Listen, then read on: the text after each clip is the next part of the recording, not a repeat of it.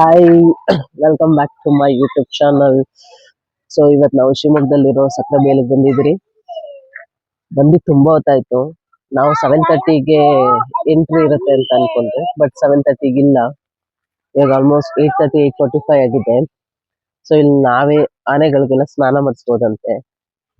So ಆ experience ನಾನು ಯಾವತ್ತೂ ಮಾಡಿಲ್ಲ, ಇವತ್ತು ಮಾಡೋಣ ಅಂತ ಇಲ್ಲಿ ಬಂದಿದ್ದೀರಿ. ನೋಡೋಣ ಆನೆಗೆ ಸ್ನಾನ ಮಾಡ್ಸಕ್ಕೆ ಬಿಡ್ತಾರಾ ಇಲ್ವಾ, ಏನೇನಾಗುತ್ತೆ ಅಂತ ನಾನು ನಿಮ್ಮ ಹತ್ರ ಶೇರ್ ಮಾಡ್ಕೊಂಡು ಹೋಗ್ತಾ ಇರ್ತೀನಿ.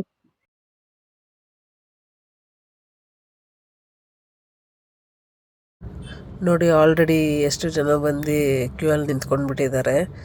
ಸೊ ಇವಾಗ ನಾವು ಕ್ಯೂ ಅಲ್ಲಿ ನಿಂತ್ಕೊತಾ ಇದ್ದೀರಿ.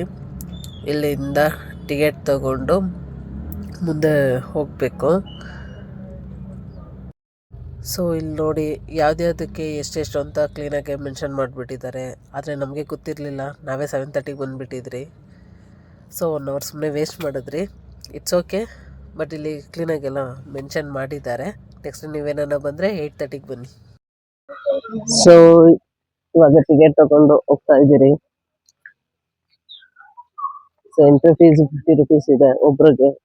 ಎಲಿಫೆಂಟ್ಗೆ ಏನಾರ ಸ್ನಾನ ಮಾಡಿಸ್ಬೇಕು ಅಂದ್ರೆ 100 rupees ಇದೆ ಒಬ್ರೊಬ್ರಿಗೆ.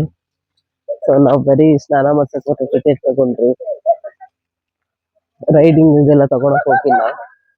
ಸೊ ನಂಗೆ ರೈಡಿಂಗ್ಕ್ಕಿಂತ ಎಲಿಫೆಂಟ್ಗೆ ಸ್ನಾನ ಮಾಡ್ಸೋದೇ ಖುಷಿ. ಸೊ ಅದಕ್ಕೋಸ್ಕರ ಸ್ನಾನ ಮಾಡ್ಸೋದನ್ನ ತಗೊಂಡಿದ್ದೀರಿ. ಸೊ ಹೋಗ್ತಾ ಇದೀವಿ.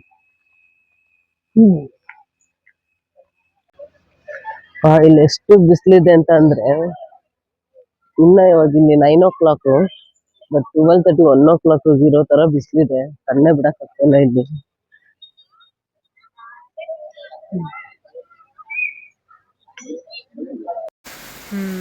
ಎಷ್ಟು ಪ್ರಶಾಂತವಾಗಿದೆ ಅಲ್ವಾ ಈ ಜಾಗ. ಎಷ್ಟು ಪ್ಲೆಸೆಂಟಾಗಿದೆ ಅಂತ ನೀವು ಅನ್ಕೊತಾ ಇದ್ದೀರೇನೋ. ಎಷ್ಟು ಪ್ಲೆಸೆಂಟಾಗಿದೆ ಅಂತ ನೀವು ಅನ್ಕೊತಾ ಇದ್ರೆ ಅದು ತಪ್ಪು. ಇಲ್ಲಿ ಸಿಕ್ಕಾಪಟ್ಟೆ ಜನ ಇದ್ದಾರೆ, ಸಿಕ್ಕಾಪಟ್ಟೆ. ಪ್ಲೆಸೆಂಟಾಗಂತೂ ಇರೋಕ್ಕಾಗಲ್ಲ. ನೋಡಿ ಎಷ್ಟು ಜನ ಬಂದಿದ್ದಾರೆ ಅಂತ. ಇಷ್ಟೊಂದು ಜನ ನೋಡಿ, ನಾನು ಯಾವಾಗ ಆನೆಗೆ ಸ್ನಾನ ಮಾಡಿಸ್ತೀನಿ, ನಾನು ಯಾವಾಗ ಆನೆ ಜೊತೆ ಆಟ ಆಡ್ತೀನಿ ಅಂತ ಯೋಚನೆ ಮಾಡ್ಕೊಂಡು ನಿಂತ್ಕೊಂಡ್ಬಿಟ್ಟೆ. ಸಿಕ್ಕಾಪಟ್ಟೆ ಜನ ಬೇರೆ ಬಂದುಬಿಟ್ಟಿದ್ರು. ಸೊ ನೋಡಿ ಎಷ್ಟು ಜನ ಬಂದಿದ್ದಾರೆ. ಸೊ ನಮ್ಮ ಟರ್ನ್ ಯಾವಾಗ ಸಿಗುತ್ತೆ ಅಂತ ಇಲ್ಲಿ ವೆಯ್ಟ್ ಮಾಡ್ತಾಯಿದ್ರಿ. ಸೊ ಅವರು ಒಬ್ರೊಬ್ರದ್ದೇ ಟಿಕೆಟ್ ತಗೊಂಡು ಅಲ್ಲವ್ರು ಅದಾದಮೇಲೆ ನಮಗೆ ಕಳಿಸ್ಕೊಡ್ತಾಯಿದ್ರು. ಸೊ ಇಲ್ಲಿ ನಮ್ಮ ಆನೆಗೆ ಇಲ್ಲಿ ಸ್ನಾನ ಮಾಡಿಸ್ತಾಯಿದ್ರು. ಬಟ್ ಈ ಆನೆ ಅಂತೂ ತುಂಬ ಅಗ್ರೆಸಿವ್ ಆಗಿಬಿಟ್ಟಿತ್ತು. ಹತ್ರ ಹೋದವ್ರನ್ನೆಲ್ಲ ನೀರು ಎರಚಿ ಸೈಡಿಗೆ ಕಳಿಸ್ಬಿಡ್ತಾ ಇದ್ದ. ಅವನು ಯಾರ ಹತ್ರನೂ ಸ್ನಾನನೇ ಮಾಡಿಸ್ಕೊಡ್ಲಿಲ್ಲ ಕೊನೆಗೂ. ನನಗಂತೂ ಈ ಆನೆಗೆ ಸ್ನಾನ ಮಾಡಿಸ್ಬೇಕು ಅಂತ ತುಂಬ ಇಷ್ಟ ಇತ್ತು, ಬಟ್ ಅದಾಗಲಿಲ್ಲ. ಅವನು ಯಾರ ಹತ್ರನೂ ಸ್ನಾನ ಮಾಡಿಸ್ಕೊಂಡಿಲ್ಲದೆ ಆಮೇಲೆ ಅವನು ಒಂದು ಸ್ವಲ್ಪ ತಿದ್ದಿ ಅವನು ಹೊಟ್ಟೋದ. ನಮ್ಮ ಗಜರಾಜ ಯಾಕೋ ಒಳ್ಳೆ ಮೂಡೋದು ಇರಲಿಲ್ಲ ಅಂತ ಅನಿಸುತ್ತೆ. ಹತ್ರ ಹೋಗೋಕ್ಕೆ ಯಾರನ್ನೂ ಹತ್ರ ಹೋಗೋಕ್ಕೆ ಬಿಡಲಿಲ್ಲ. ಬಟ್ ಇವನಿದಾನಲ್ಲ, ಇವನು ಸಿಕ್ಕಾಪಟ್ಟೆ ಕ್ಯೂಟು. ಯಾರು ಎಷ್ಟೇ ಜನ ಹೋಗೋನ ಡಿಸ್ಟರ್ಬ್ ಮಾಡ್ತಾಯಿದ್ರು, ಅವ್ನು ಪಾಡೋನ್ ಮೈ ತೆಕ್ಕಿಸ್ಕೊತಾ ಇದ್ದ, ಆರಾಮಾಗಿದ್ದ. ಇಲ್ಲಿ ಸಿಕ್ಕಾಪಟ್ಟೆ ಆನೆಗಳಿದ್ವು. ನಾವಿದ್ರಲ್ಲಿ ಯಾರಿಗೆ ಸ್ನಾನ ಮಾಡಿಸೋಣ ಅಂತ ನಿಂತ್ಕೊಂಡು ನೋಡ್ತಾಯಿದ್ರಿ. ಸೊ ವೆಯ್ಟ್ ಮಾಡ್ತಾಯಿದ್ರಿ, ಎಲ್ಲಿ ಜನ ಕಮ್ಮಿ ಇರ್ತಾರೋ ಆ ಆನೆಗೆ ನಾವು ಹೋಗಿ ಸ್ನಾನ ಮಾಡಿಸೋಣ ಅಂತ. ಒಬ್ಬರ ಮೇಲೊಬ್ಬರು ಬರ್ತಾನೇ ಇದ್ರು. ನಾವು ನಿಂತ್ಕೊಂಡು ಕಾಯ್ತಾಯಿದ್ರಿ. ನೋಡಿ, ಇವನು ಆಟ ಆಡ್ತಾ ಇದ್ದಾನೆ. ಆಮೇಲೆ ನಮ್ಮ ಅಗ್ರೆಸಿವ್ ಗಜರಾಜ ಸ್ನಾನ ಎಲ್ಲ ಕಂಪ್ಲೀಟ್ ಆಯಿತು ಒಂದು. ಸೊ ಅವನು ಹೊರಡೋಕ್ಕೆ ರೆಡಿ ಆಗ್ತಾ ಇದ್ದ ಅಲ್ಲಿ. ನಾನು ಆಮೇಲೆ ಒಂದು ಆನೆನ ಚಾಯ್ಸ್ ಮಾಡಿದೆ. ಸೊ ಇದಕ್ಕೆ ನಾನು ಸ್ನಾನ ಮಾಡಿಸ್ತಾ ಇದ್ದೀನಿ. ನೀವು ನೋಡ್ತಾ ಇರ್ಬೋದು ಸ್ಕಿನ್ನು ಎಷ್ಟು ಹಾರ್ಡಿದೆ ಅಂತ. ಅಂದರೆ ಫಸ್ಟ್ ಟೈಮ್ ನನ್ನ ಹತ್ರದಲ್ಲಿ ಒಂದು ಆನೆನ ಟಚ್ ಮಾಡ್ತಾ ಇದ್ದಿತ್ತು. ಅವನಂತೂ ನಿದ್ದೆ ಮಾಡ್ತಾಯಿದ್ದ. ಅವನೇನು ಡಿಸ್ಟರ್ಬೇ ಮಾಡಲಿಲ್ಲ. ಅವನು ಆರಾಮಾಗೆ ಮೈನ ಉಜ್ಜಿಸ್ಕೊತಾ ಇದ್ದ. ನಾನು ಅದನ್ನು ಮುಟ್ಲಾ ಬೇಡವಾ ಅನ್ನೋ ಥರ ಅದನ್ನು ಟಚ್ ಮಾಡ್ತಾಯಿದ್ದೆ. ಅಲ್ಲಿರೋರೆಲ್ಲ ನನಗೆ ರೇಗಿಸ್ತಾ ಇದ್ರು. ಇಲ್ಲ ಮೇಡಮ್, ಮುಟ್ಟಿ ಪರವಾಗಿಲ್ಲ, ಅವ್ನಿಗೇನು ಅನಿಸಲ್ಲ, ನೀವು ಹಂಗೆ ಉಜ್ಜಿದ್ರೆ ಹೇಗೆ, ಜೋರಾಗಿ ಉಜ್ಜಿ ಅಂತಾಯಿದ್ರು. ಬಟ್ ನನಗೆ ಉಜ್ಜೋಕ್ಕೆ ಒಂಥರ ಭಯ ಆಗ್ತಾಯಿತ್ತು. ಸೊ ನನ್ನ ಟರ್ನ್ ಮುಗೀತು. ನಿಂತ್ಕೊಂಡು ನೋಡ್ತಾ ಇದ್ರಿ. ಸೊ ನಮ್ಮ ಗಜಪಡೆ ಅವ್ರದ್ದು ಸ್ನಾನ ಆಯಿತು. ಅವ್ರು ಹೊರಡ್ತಾ ಇದ್ದಾರೆ ಮತ್ತು ಅವ್ರ ಪ್ಲೇಸ್ಗೆ.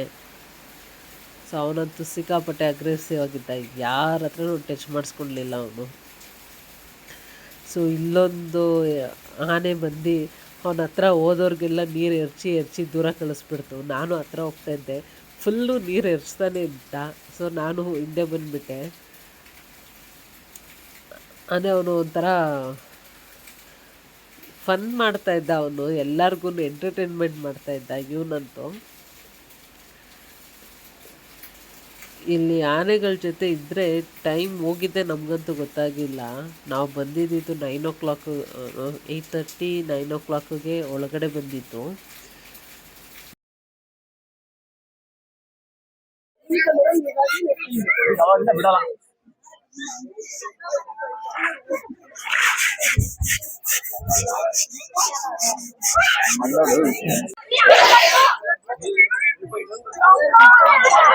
ಚಿಕ್ಕ ಮರಿನ ಕರ್ಕೊಂಡ್ ಬರ್ತಾ ಇದೆ ಸ್ನಾನ ಮಾಡಕ್ಕೆ. ಅದೆಷ್ಟು ಕ್ಯೂಟ್ ಆಗಿದೆ ಅಂತ ಅಂದ್ರೆ,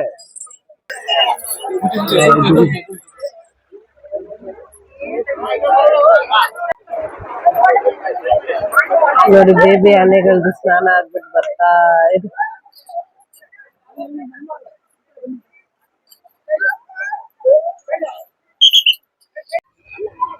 ಫೈನಲಿ ಆನೆಗೆ ಸ್ನಾನ ಮಾಡಿಸ್ಬಿಟ್ಟು ಹೋಗ್ತಾ ಇದ್ರಿ. ನನಗಂತೂ ಸಿಕ್ಕಾಪಟ್ಟೆ ಖುಷಿ ಆಯ್ತು.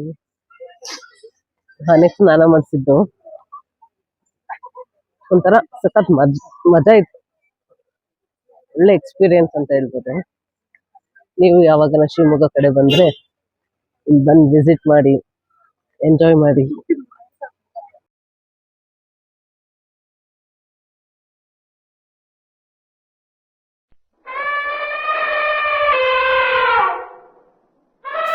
ನನಗೆ ಕಮೆಂಟ್ ಮಾಡಿ ಹೇಳಿ, ಇಲ್ಲಿ ಎಷ್ಟು ಜನಕ್ಕೆ ಆನೆ ಅಂದರೆ ಇಷ್ಟ ಅಂತ. ನನಗಂತೂ ಸಿಕ್ಕಾಪಟ್ಟೆ ಇಷ್ಟ ಆನೆ ಅಂತ ಅಂದರೆ. ಅದೇನೋ ಗೊತ್ತಿಲ್ಲ, ಅದರದ್ದು ಗಾಂಭೀರ್ಯ, ಅದರ ಗತ್ತು, ಇದೇ ಬೇರೆ ಅಂತ ಹೇಳ್ಬೋದು. ನನಗಂತೂ ಸಿಕ್ಕಾಪಟ್ಟೆ ಇಷ್ಟ.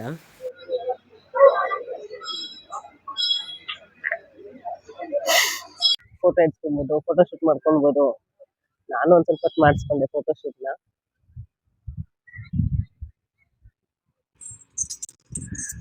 ನಮ್ ಲಿಲ್ಲಿ ಪುಟ್ಟ ಸಖತ್ತಾಗಿದೆ ನೋಡಿ.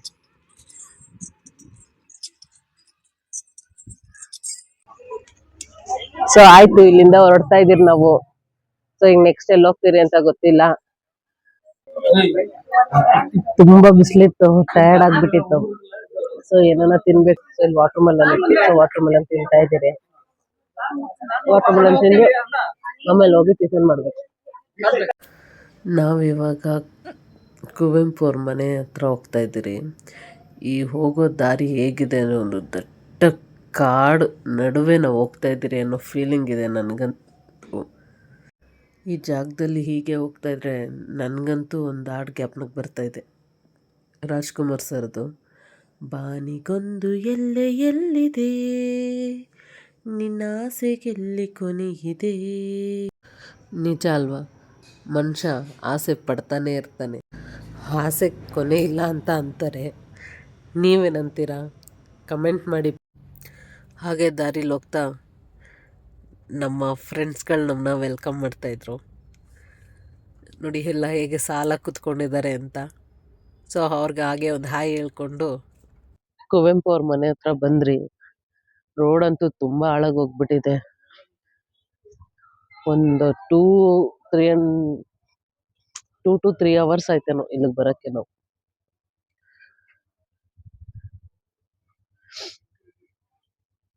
ಇವಾಗ ಒಳಗಡೆ ಬಂದಿದ್ದೀರಿ. ಇಲ್ಲಿ ಕುವೆಂಪು ಅವ್ರ ಸ್ಟ್ಯಾಚು ಇದೆ. ಸೊ ಇಲ್ಲಿ ಎಂಟ್ರಿ ಫೀಸ್ ಇದೆ, ಒಬ್ರಿಗೆ 20 rupees entry fees. So ticket ತಗೊಂತ ಇದ್ದೀರಿ.